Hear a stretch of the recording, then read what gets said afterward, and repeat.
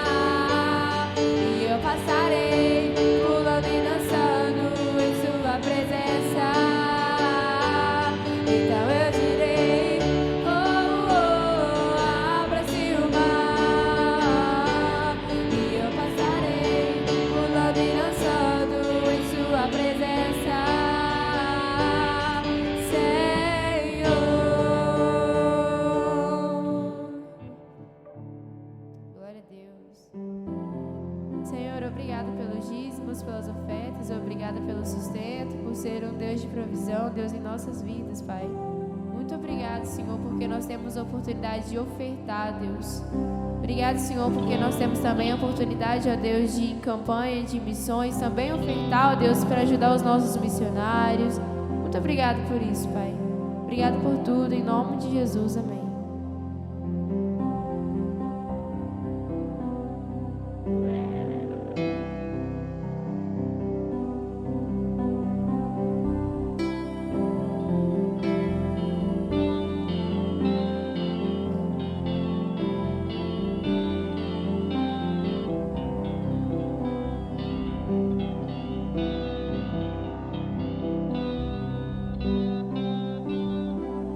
Seguro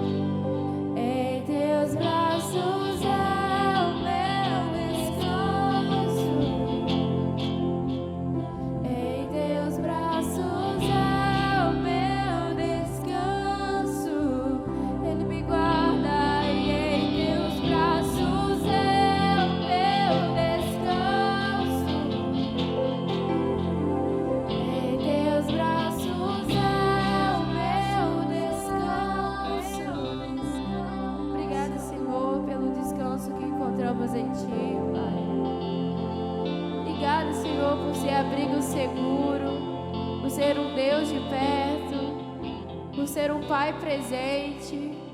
Obrigado, Senhor. Obrigado por ser o Deus que cuida do nosso futuro. Obrigado, Senhor, por ser um Deus de provisão, um Deus de cuidado, um Deus que nada nos deixa faltar. Obrigado, Senhor. Somos gratos a Ti por tudo e por tanto, Pai. Sabemos, Senhor, que não merecemos nada do que o Senhor faz por nós, Deus. Somos tão pecadores, somos tão frágeis, ó Deus. Dependemos da Tua misericórdia, Senhor. Ai de nós se não for o Senhor, Pai. Obrigada, Senhor, por ser a luz no fim do túnel. Obrigada, Senhor. Eis aqui, ó Deus, orações, corações gratos, ó Deus. Orações de gratidão, ó Senhor. Muito obrigado, Senhor, por tudo que o Senhor tem feito. Por todas as vezes, ó Deus, que pelos nossos olhos nós achamos que não ia dar, que não íamos conseguir, e o Senhor fez, pela boa mão do Senhor. Obrigada por tudo, Senhor, em nome de Jesus. Amém. Os irmãos podem se sentar.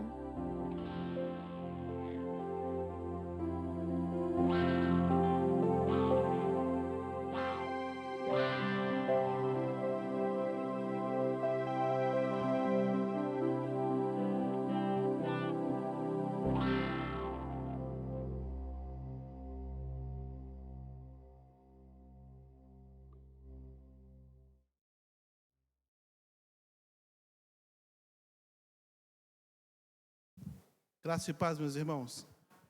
Muito bom nós estarmos aqui nessa noite para cultuar ao Senhor. Que bom que nós temos esse privilégio, né?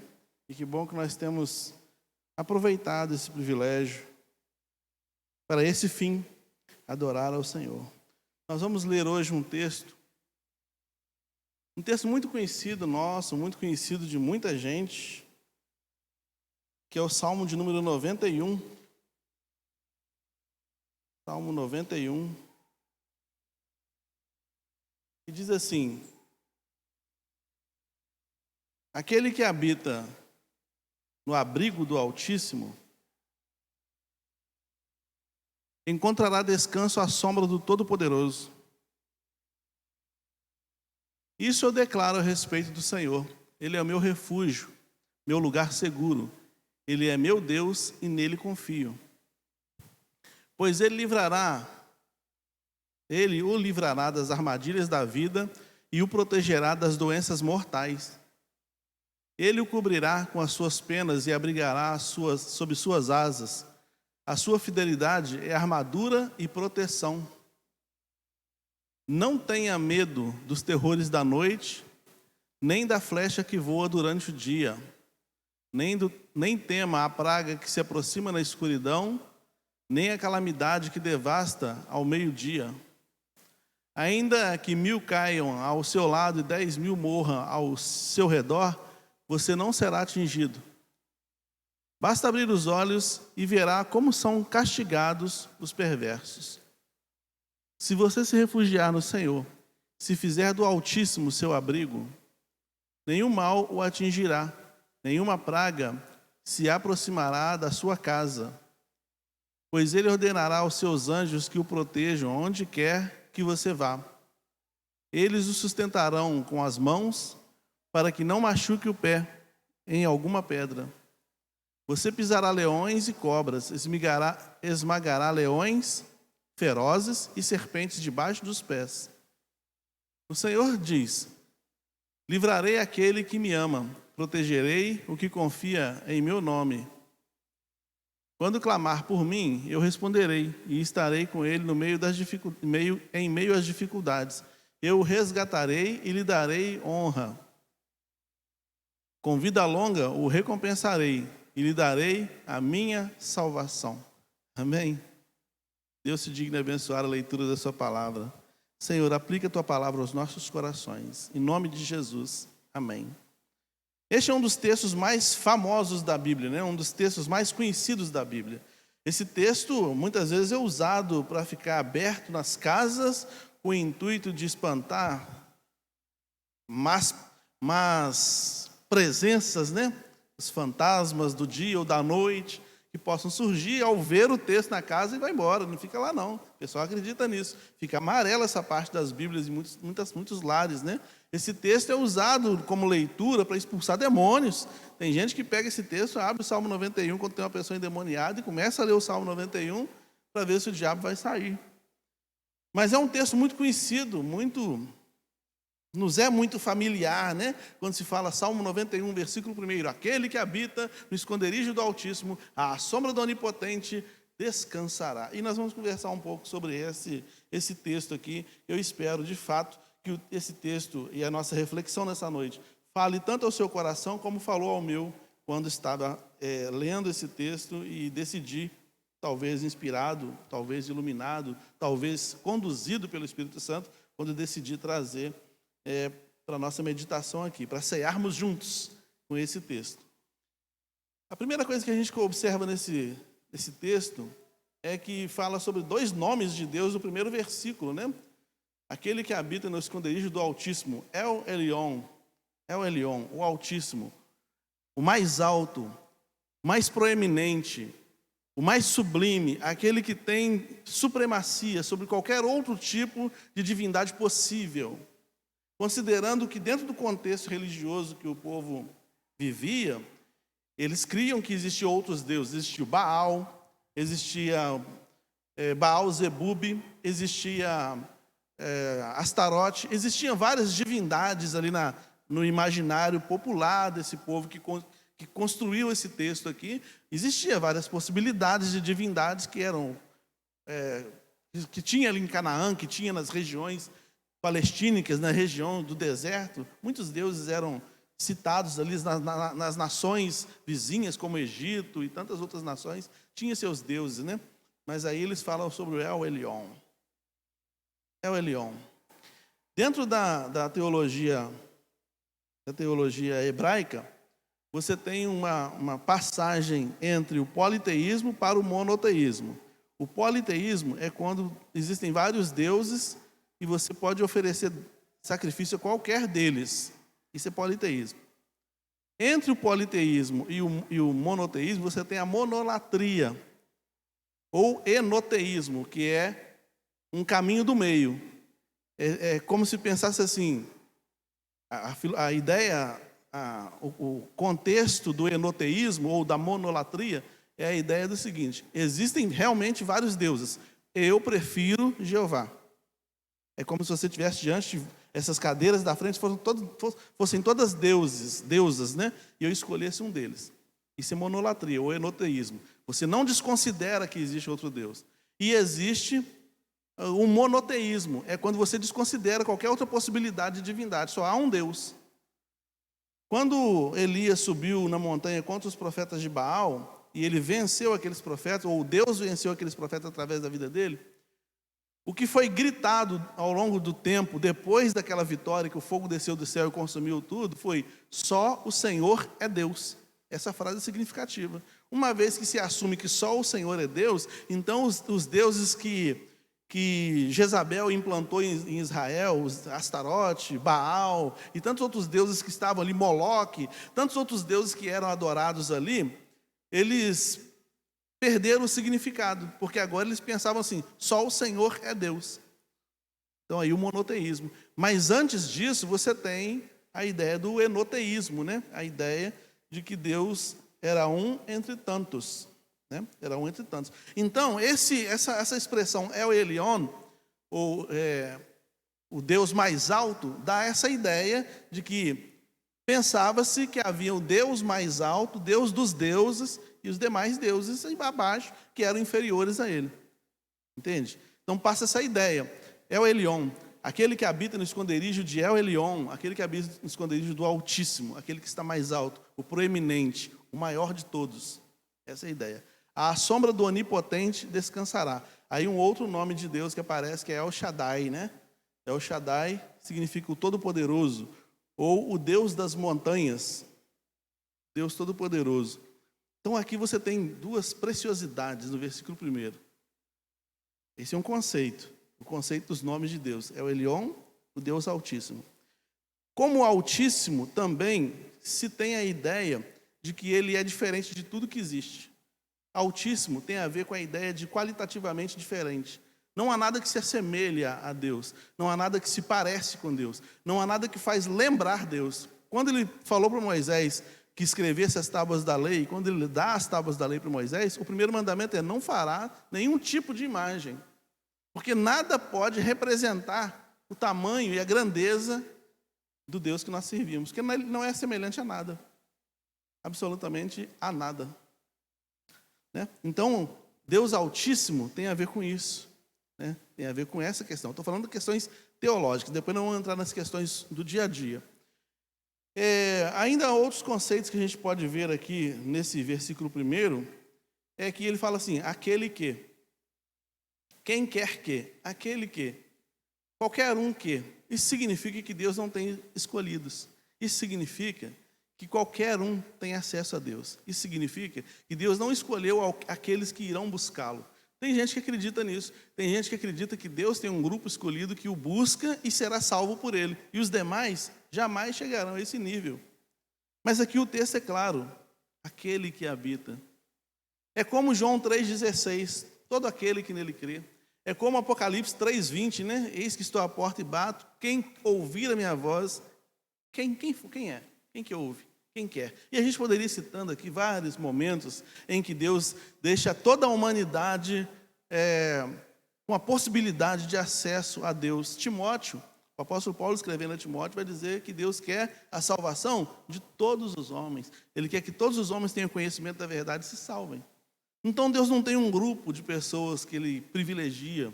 Somos todos nós privilegiados porque podemos chegar a ter acesso a Ele. Mas não é Ele quem escolheu, não é Ele que nos chamou para isso, para a salvação. Ele não nos escolheu para a salvação, Ele nos chamou, né? E nos chamou a tantos quantos existem, né? Porque está escrito: a tantos quantos o receberam, deu-lhes o poder de serem feitos filhos de Deus. Todos. Então, aquele que pressupõe que qualquer um pode chegar ao trono da graça de Deus. Outra coisa que a gente vê é que aquele que habita no esconderijo do Altíssimo, aquele que habita, o esconderijo do Altíssimo, a casa do Todo-Poderoso, a casa do inatingível, a casa daquele que é maior, a casa daquele que é qualitativamente diferente, tem lugar para você, tem lugar para mim, tem lugar para todo mundo. Dá para habitar lá. Aquele que habita, dá para habitar lá. Aí eu me lembro de João 14, versículo 1, que Jesus fala, né?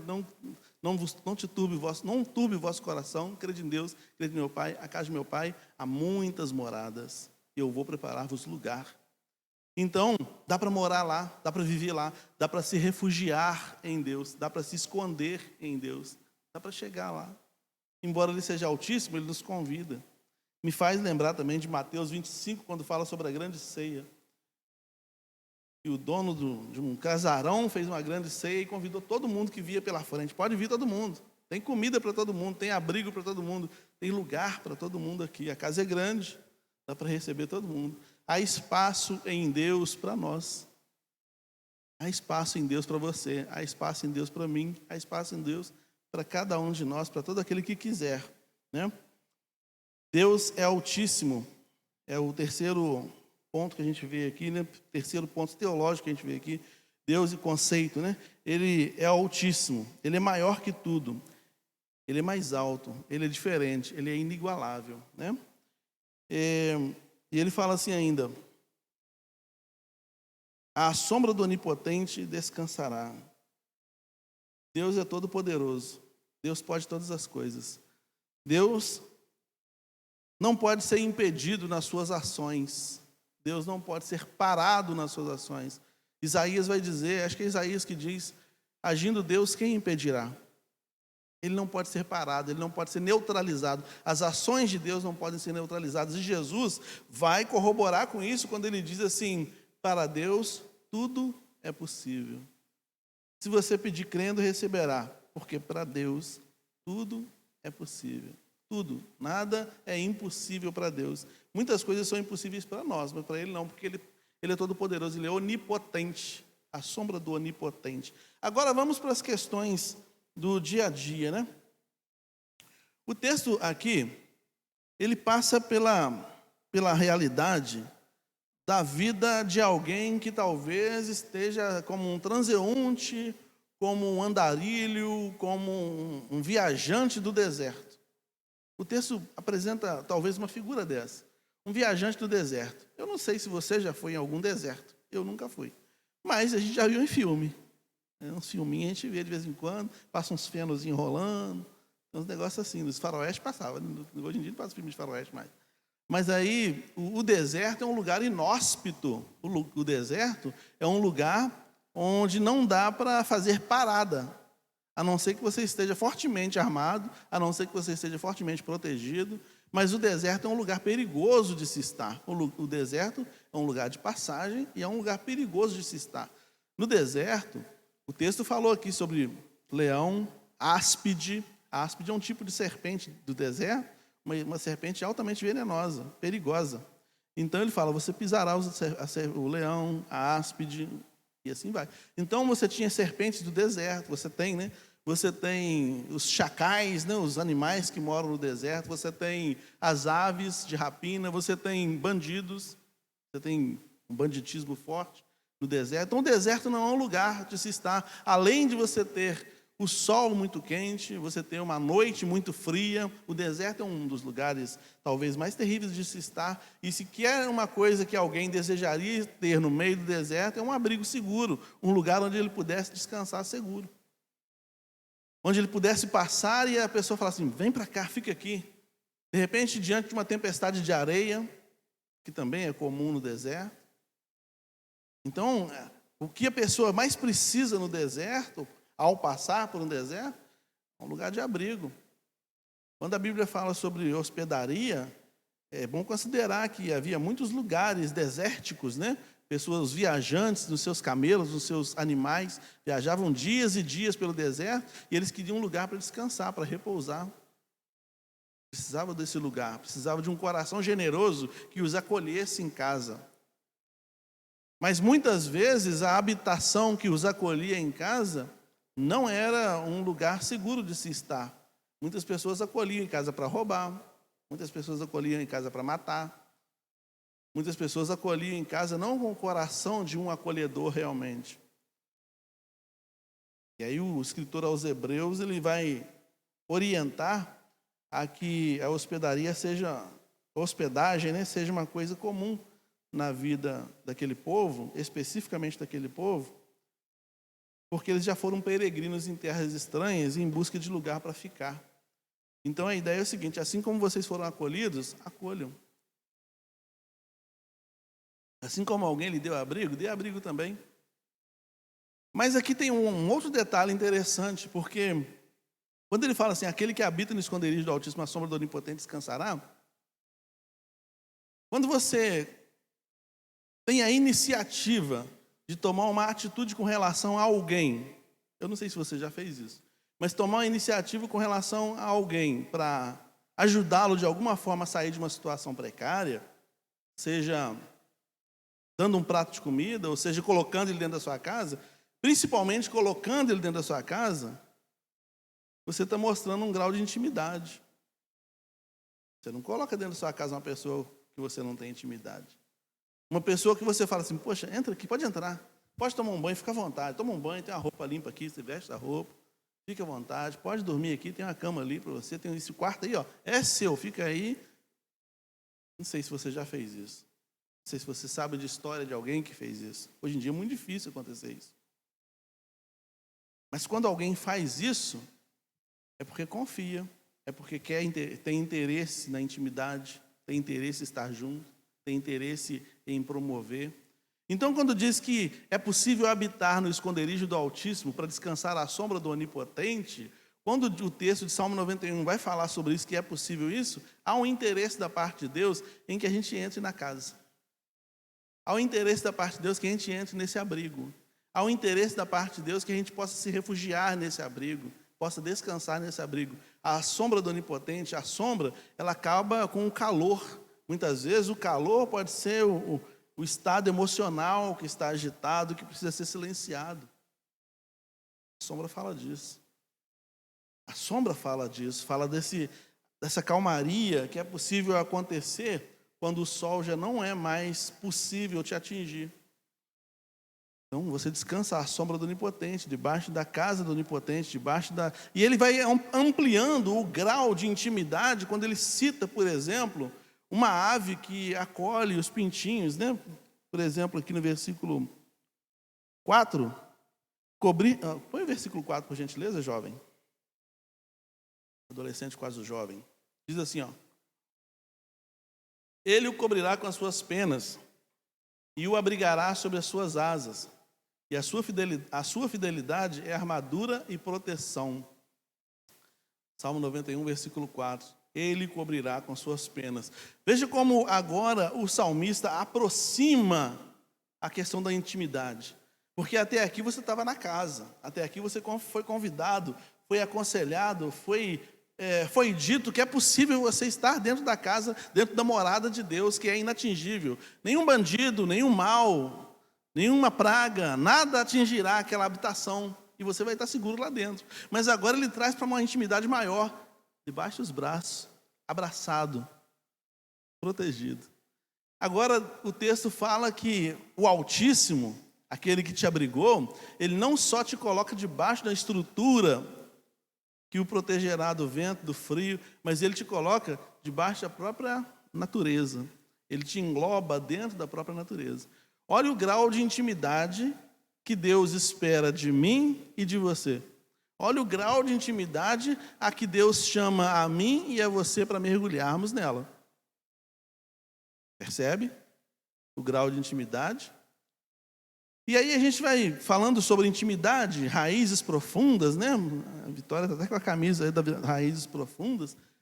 Falando de intimidade, a gente começa a pensar que existem níveis de intimidade.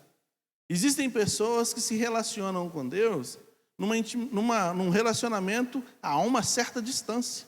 E existem pessoas que se relacionam com Deus debaixo das suas asas. Isso não tem a ver com Deus, tem a ver com a pessoa. Existem pessoas que se aproximam mais, são mais ousados. E existem pessoas que se aproximam menos.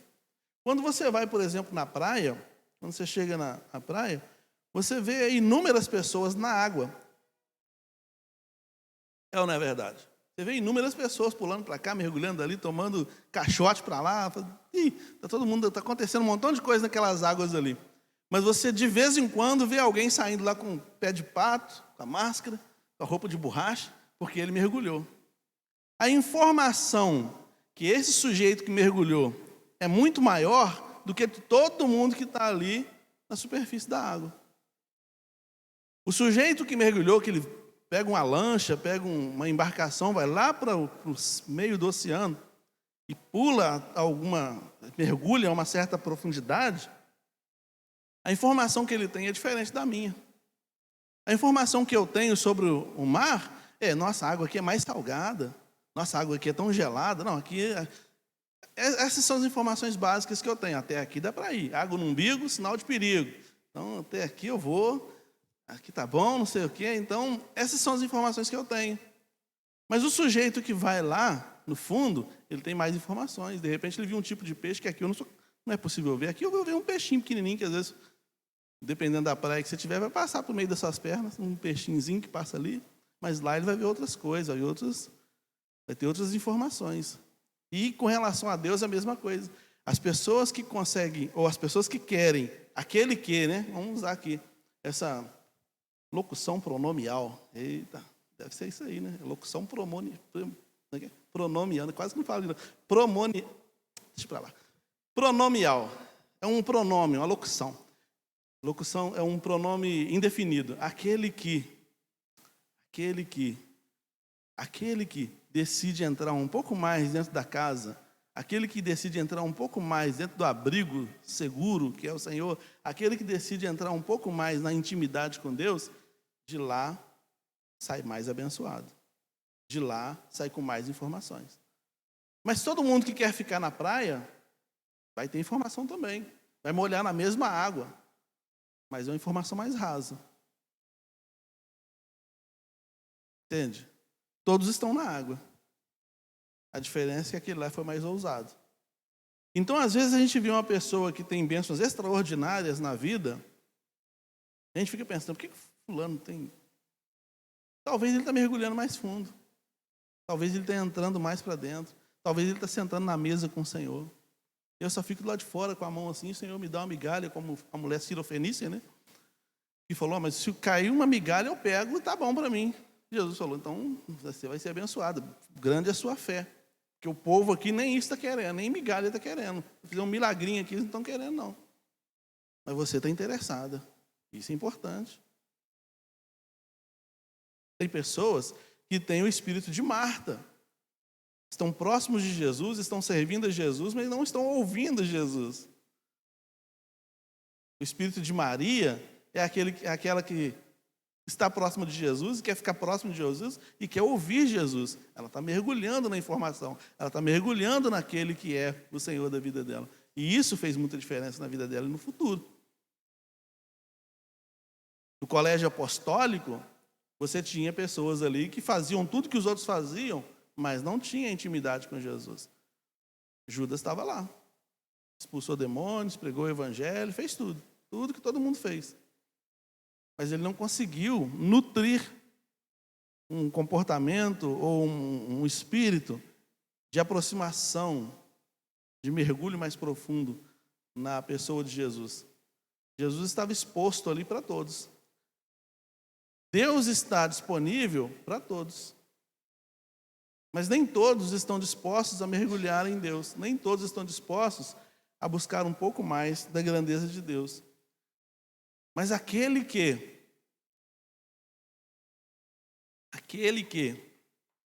só aquele que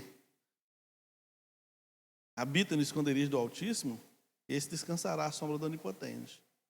Esse vai provar do poder ilimitado de Deus. Descansar à sombra do Onipotente também tem a ver com provar, com a ilimitação de Deus, com a falta de reservas para Deus, com os recursos inigualáveis de Deus, com os recursos inesgotáveis de Deus. Aquele que habita no esconderijo, aquele que come na mesa com o Senhor, aquele que entra na sua intimidade, consegue ver um pouco mais. E é por isso que muitas vezes a gente vê pessoas que são altamente abençoadas por Deus e a gente vê pessoa que fica no raso. Bênção tem para toda a humanidade. Jesus falou que o justo Senhor, Ele oferece para todo mundo sol, chuva, bênçãos naturais para todo mundo.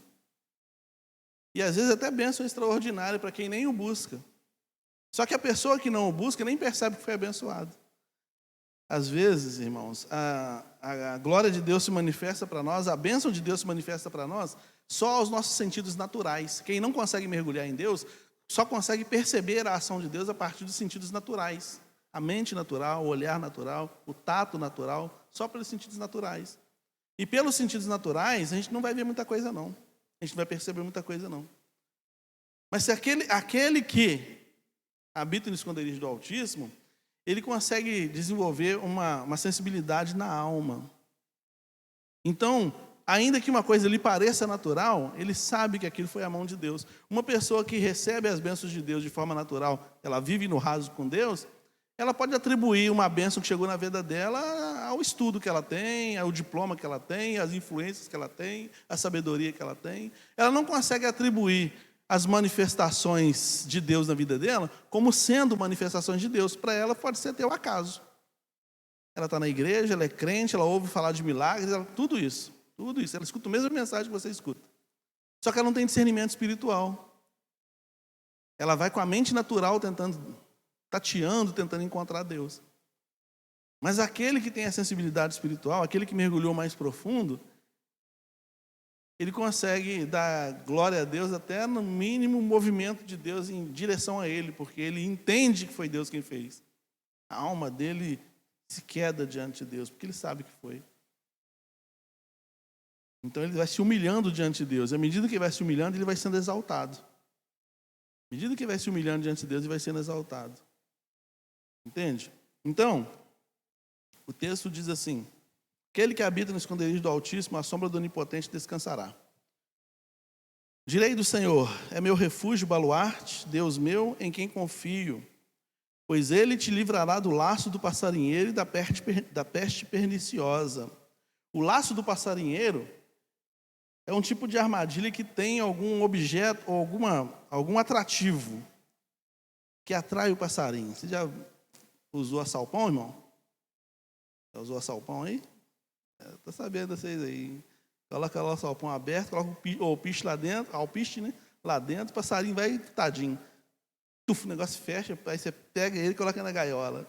Canta, meu filho, que tem visita em casa. Meu colega falava isso. Canta, canta que tem visita em casa. Faz feio com a visita, não. Então, o laço do passarinheiro é aquilo que é uma armadilha montada, que tem algum atrativo, que vai fazendo você chegar cada vez mais perto. Cada vez mais perto. E quando vê, você está enlaçado, está enredado. Não enredado porque não é rede, mas você está preso naquela armadilha. A gente, às vezes, não percebe os laços de passarinheiro quando o nosso coração... quando a vida está sendo observada pelos olhos da natureza humana. O discernimento só vem quando nós temos discernimento espiritual. Tem armadilhas montadas o tempo todo para mim e para você. O tempo todo o inimigo está lançando seus dados inflamados e está tentando lançar suas armadilhas, o tempo todo. O que o inimigo oferece para nós sempre é uma coisa interessante para nós. Tentação para mim e para você é aquilo que nos interessa. Aquilo que não me interessa, para mim, não é tentação. Só é chamado de tentação aquilo que me interessa. Porque está me tentando, está me levando mesmo a colocar à prova a minha fé. Jesus estava com fome e o diabo falou, transforma a pedra em pães e come. Essas pedras, transforma tudo em pães e come. Você está com fome mesmo, Jesus? Você já ficou muito tempo de jejum. Vai lá. Era interessante para Jesus. Realmente, a Bíblia, o texto é claro em falar, depois de 40 dias, 40 noites, teve fome. O diabo falou, está com fome? Transforma as pedras em pães. Aquilo era interessante para ele. E a gente só percebe, às vezes, os laços quando quando Deus abre os nossos olhos. Aí a gente percebe o que o diabo está fazendo. Caso contrário, percebe não. A gente vai sendo enredado. Às vezes a gente fala assim, nossa, como é que fulano fez isso? A gente vê hoje em dia, essa semana eu estava vendo um cantor aí, um ex-cantor gospel aí, que agora fez cirurgias e tudo mais aí, falando com orgulho sobre a cirurgia, que agora é uma nova mulher, que não sei o que tem na mais, sempre fui mulher, não sei o que. Fala com orgulho isso. Você pensa, gente, a pessoa está cega. É uma cegueira. Aí você pensa assim, como é que acontece essa cegueira?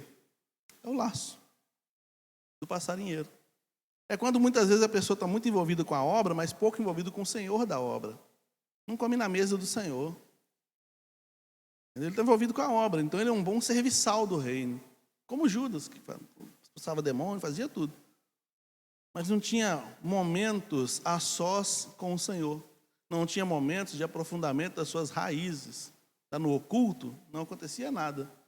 Está no quarto, não acontecia nada. Mas aquele que lá no quarto acontece um momento de oração, aquele que lá no seu refúgio acontece um momento com Deus, dá uma leitura na palavra, dá uma meditada na palavra, está sempre orando.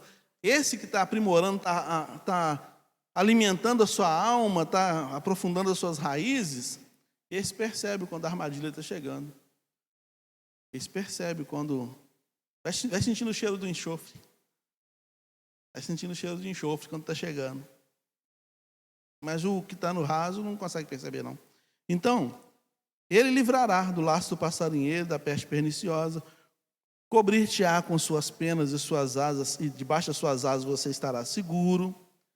A sua verdade é escudo. Você vai ter a verdade de Deus como um escudo, né? Jesus usou a verdade de Deus contra as ciladas do inimigo. Está com fome? Transforma? Está escrito? Também está escrito.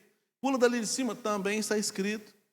O diabo usa esse texto aqui. Pula lá de cima que os anjos vão segurar. Está escrito. Mas está escrito também, diabo.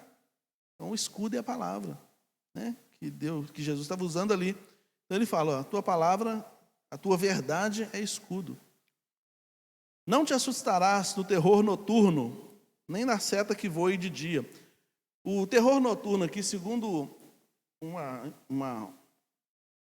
um grifo do reverendo Hernandes Dias Lopes, o terror noturno aqui são os apavoramentos noturnos que muitas vezes nos vêm, né? Muitas vezes é quando as luzes se apagam, todo mundo vai dormir, é que você enfrenta seus demônios. Seus não, né? Seus entre aspas. Não é seu porque é seu de posse, não. Aqueles tentadores, é quando ninguém está mais perto e que vem aquelas vozes, aquelas influências. Esses são os terrores noturnos. Eu atendi uma moça crente, dedicada, serva de Deus mesmo, que tinha muito pesadelo. Essa moça tinha muito pesadelo, pesadelos terríveis, terríveis pesadelos. E ela chegava quase a enlouquecer. Chegou a procurar psicólogo, psiquiatra, quase começou a ter que tomar remédio, porque ela estava ficando louca mesmo. Eu atendi essa moça. A gente conversou muito, a gente orou bastante. Atualmente, pelo que eu percebo, a gente não tem contato mais, mas pelo que eu percebo, parece que ela ficou livre disso. Mas ela tinha muito terror noturno. Toda vez que ela ficava sozinha, o diabo vinha. E aí começou a ficar acordada também. A coisa não era mais só de madrugada. Já viu aquela sensação de paralisia do sono, quando você está tendo um pesadelo, você não consegue acordar, você quer acordar, mas não consegue, você fica em desespero. E você vai sentindo, não queira ter. É ruim. Paralisia do sono que chama.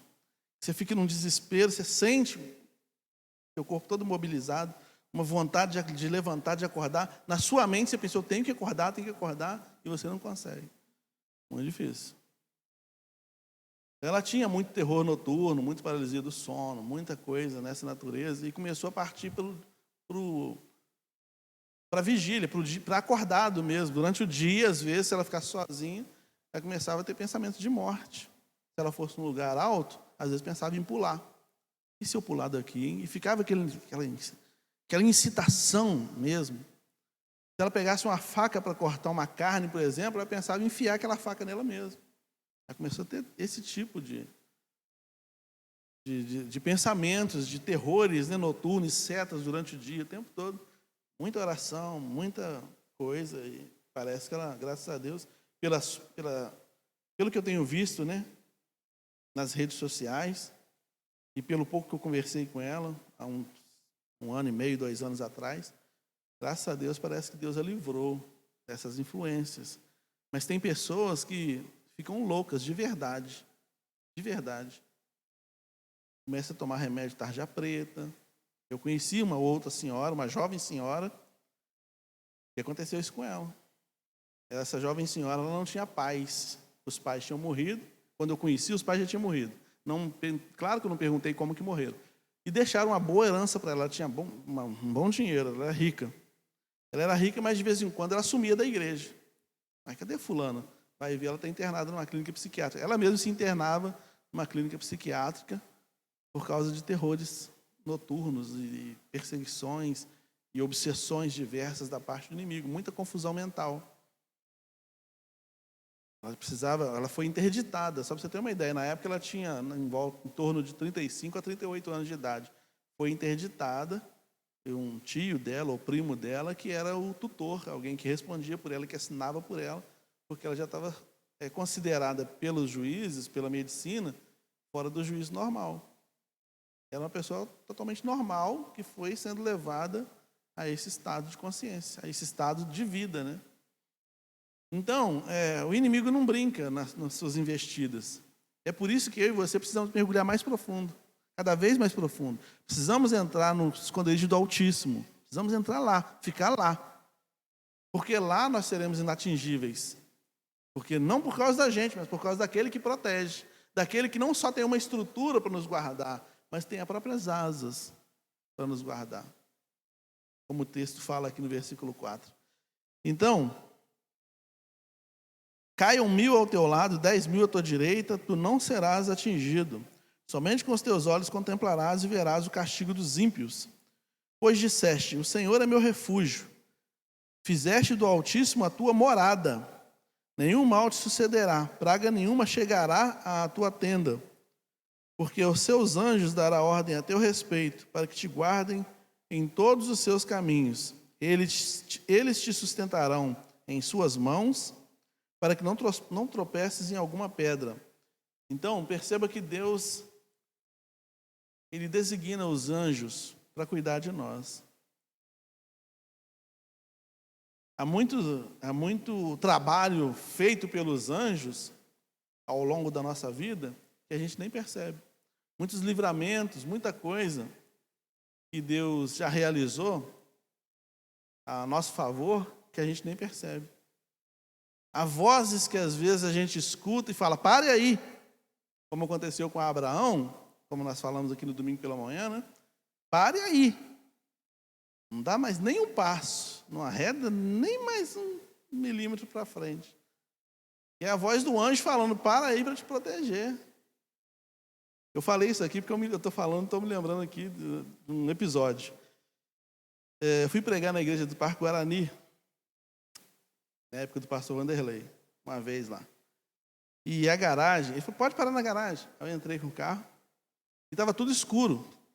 Não sei se não tinha luz ou se não, realmente, enfim, não tinha luz. Estava tudo escuro. E eu estou indo com o carro. E me deu essa assim, para aqui. Eu parei. Quando eu cheguei para ver, tinha um vão assim, ó. Tinha um vão, eu ia cair. Isso aconteceu 2 vezes. Uma outra vez que aconteceu isso, e foi antes, na verdade, foi perto da rodoviária. Eu estava esperando, acho que a Renata chegar da rodoviária, chegar do ônibus, e eu não parei no estacionamento, parei na rua do lado, parei em cima da calçada. Só que eu parei e dei ré no carro, fui dando ré no carro e senti esse, aqui tá bom. É como se a minha consciência falasse comigo, aqui tá bom, parei. E aí o pastor Ismael também estava na rodoviária, ele estava esperando a Geusa chegar de Muriaé, não sei, enfim. A gente se encontrou ali, ele estava passando, pastor Cláudio, você parou em cima, hein? Tinha um buraco enorme na calçada e eu não vi. Eu parei o carro e dei ré. E quando eu dei ré e parei, a roda do carro ficou um tantinho assim do buraco. E era um buraco enorme, o carro ia cair, ia dar um problema, ia ter que chamar guindaste, uma série de coisas ia acontecer ali. Então, assim, momentos em que quase que literalmente eu escutei alguém falando, para aí. Não vai por aí não, faz isso assim. Quantas vezes isso aconteceu contigo? Quantas vezes aconteceu contigo de você quase que ouvir alguém falando, não faz isso, mas são os anjos de Deus. São os anjos de Deus, que a Bíblia diz que eles estão como enviados de Deus para nos guardar. O anjo do Senhor se acampa ao redor, está escrito. E muitas batalhas são enfrentadas pelos anjos que a gente não tem nem ideia. O que chega na gente é um respingozinho de leve. Nossa, estou sofrendo tanto. Você sofreria muito mais se não tivesse o escudo do anjo para te proteger aí, meu jovem. Então, é uma realidade que a gente vive. Tem pessoas que às vezes não conseguem mergulhar nessas realidades. E a gente precisa resgatar isso. A gente está num mundo muito materialista, onde a gente só crê naquilo que a gente está vendo, naquilo que a gente está tocando. Mas quando a gente fala do Evangelho, quando a gente fala de Deus, quando a gente fala de Jesus, quando a gente fala de salvação, quando a gente fala de céu, a gente está falando de uma realidade que é muito maior e que nós estamos envolvidos nela. E a gente precisa falar disso, a gente precisa tocar nisso, a gente precisa vivenciar isso, mergulhar nessa realidade. Porque senão vai parecer que é tudo fruto do acaso. Quando, na verdade, o que está escrito, segundo as Escrituras, né? O que está escrito para nosso ensino foi escrito. E a gente vê em muitos momentos aqui pessoas que achavam que era o acaso, que era uma situação natural da vida, mas, na verdade, eram ações de Deus. E por que você acha que isso parou? Por que você acha que isso parou? Vou citar um exemplo simples aqui. O eunuco, Atos dos Apóstolos, capítulo 8, se não me falha a memória, quando o evangelho chega a Samaria, o eunuco estava na carruagem lendo um texto. E Deus falou no coração do Filipe, vai até a estrada tal lá que tem um rapaz.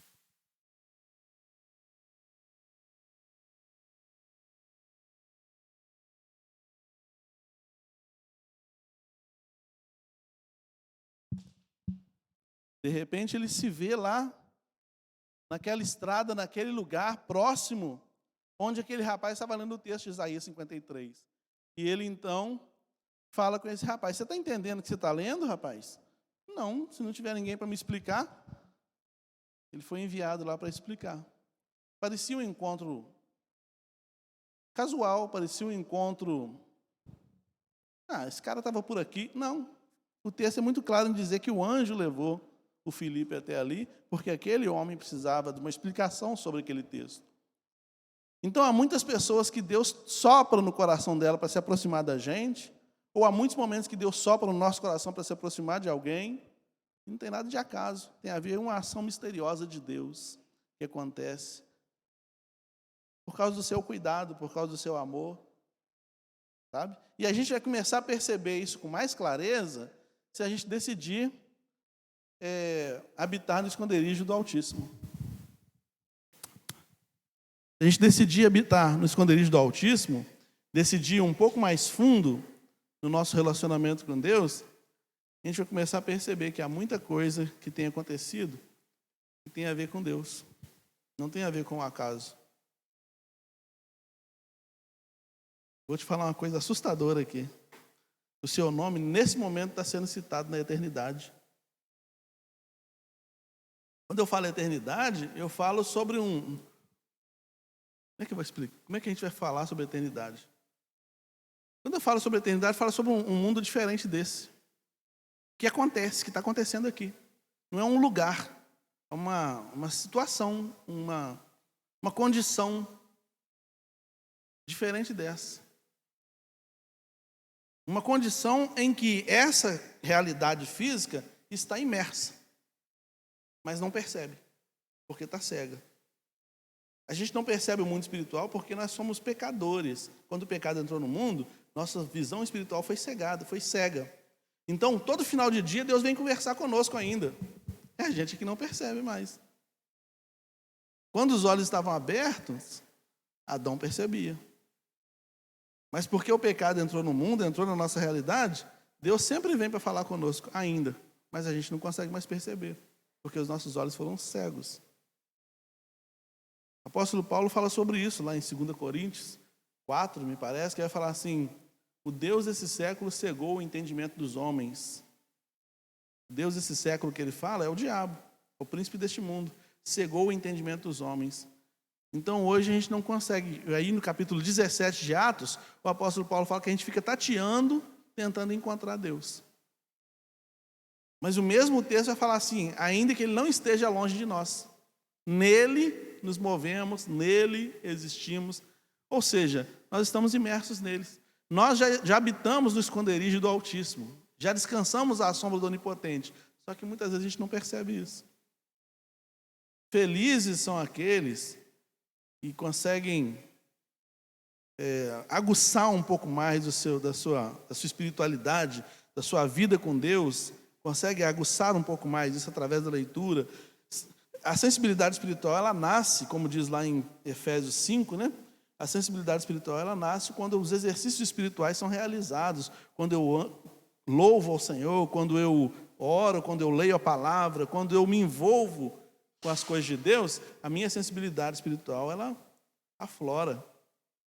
Então eu consigo perceber, né, o que Deus está fazendo. E assim melhora a minha condição, né? Muitas vezes, quantas vezes, agora eu vou pegar vou terminar já, tá, gente? Está terminando já. Mas eu tenho que dar esse exemplo aqui, porque eu preciso fazer isso. Eu preciso inserir você na mensagem. Não pode ser uma teoria. Eu quero que você veja que essa mensagem funciona na sua vida. Uma situação da sua vida, aconteceu um episódio na sua vida lá, e você entrou em desespero total. Esse é um caso. Num outro momento, aconteceu um episódio, alguma coisa na sua vida que também era desesperadora, mas você encontrou uma paz que você não sabia de onde vinha. Então, num momento, uma coisa ruim aconteceu e você entrou em desespero, e talvez nem tenha sido tão ruim assim, e num outro momento, uma coisa ruim aconteceu, mas você reagiu diferente. Sabe por que você reagiu diferente? Num momento, você olhou com os olhos da carne, e aí tudo desespera. Num outro momento, você olhou com os olhos espirituais, aí tudo te acalma. Deus fala assim: relaxa. Relaxa. Relaxa é a maneira moderna de Deus falar assim: não temas. Não temas. É acordar de manhã e ver o exército cercando o arraial, como aconteceu com Geazi, e entrar em desespero. Geazi representa quem está na praia, na água comum. Mas aí depois de Geazi vem o Eliseu. Eliseu fala: o que está acontecendo, Geazi? O exército cercando a gente aí. Não, eu estou vendo um outro exército. Maior do que esse, mais poderoso do que esse. Estou vendo o exército de Deus. E Geazi não conseguia ver. Aí Eliseu falou com Deus: Senhor, abre os olhos dele para que ele veja. No mesmo texto, Eliseu pede a Deus para abrir os olhos do Geazi, para ele ver o exército celestial, e pede a Deus para cegar os inimigos para que não veja mais o Eliseu. No mesmo texto. Então Geazi viu e ficou maravilhado, mas no primeiro momento não viu. E é assim que às vezes acontece conosco. Quando eu estou mergulhado em mim mesmo, tudo me desespera, tudo faz eu ficar com medo. Quando eu estou mergulhado em Deus, a primeira coisa que eu vejo é Deus. Não, Deus é maior, Deus é onipotente. Deus é onipotente. O negócio está esquisito, mas Deus é onipotente. Ele tem soluções para qualquer coisa, Ele pode todas as coisas, nada é impossível. O que eu vou fazer? Eu vou conversar com Ele sobre isso. Senhor, está acontecendo isso, isso, isso. Calma meu coração, tranquiliza minha alma e deixa eu seguir em frente. E assim a gente vai. Isso é habitar no esconderijo do Altíssimo. É mergulhar um pouquinho mais fundo. Mais fundo. Né? É claro que quem mergulha um pouco mais fundo também corre mais riscos, né?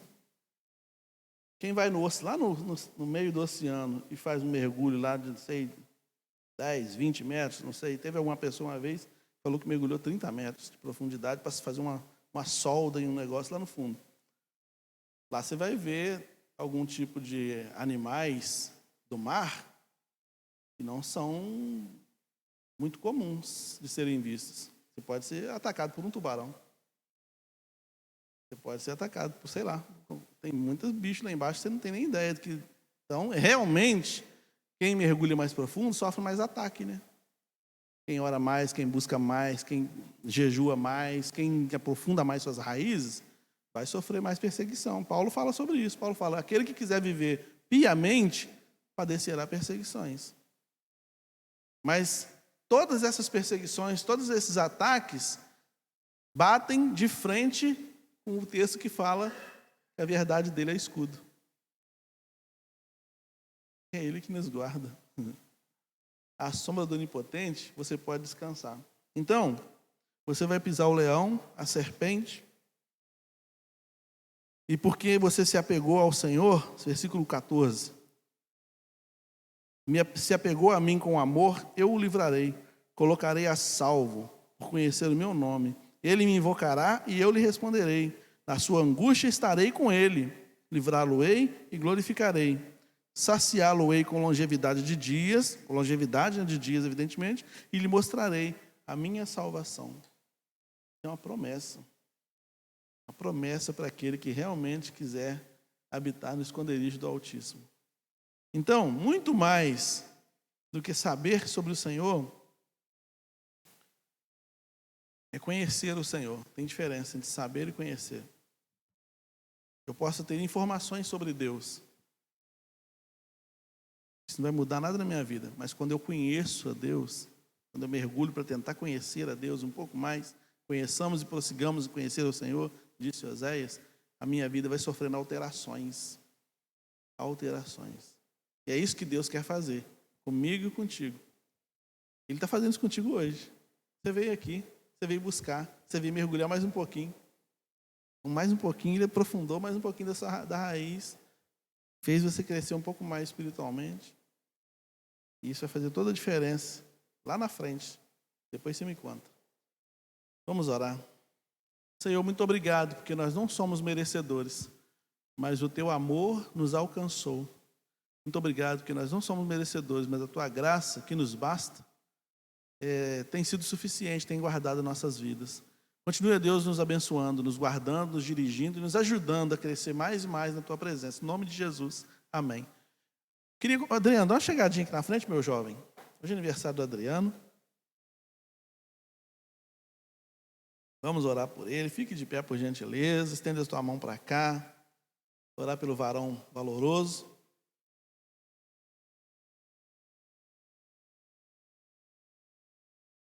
Bênção de Deus na nossa vida.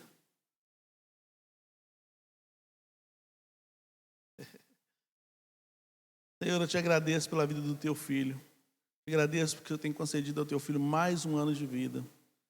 Te agradeço, ó Deus, pelas lutas, pelas batalhas, pelas vitórias. Tudo isso, ó Deus, faz parte de um processo de crescimento, de aprofundamento. na vida do teu filho. Eu te louvo por isso. Muito obrigado porque o teu filho, ó Deus, aceitou o desafio de ser um diácono na casa do Senhor, tem desempenhado as suas funções. Que o Senhor, ó Deus, o abençoe poderosamente. Abençoe juntamente com ele, ó Deus, a Adriana, o Arthur, que essa família seja guardada, abençoada, protegida, escondida no esconderijo do Altíssimo. Obrigado, Senhor, por esse rico privilégio. Te agradeço pela vida do Adriano, em nome de Jesus. Amém. Deus te abençoe, varão. Irmãos, nós estamos chegando ao final deste culto. Eu agradeço você ter vindo, agradeço você em casa. E agora vamos passar para o nosso momento de oração.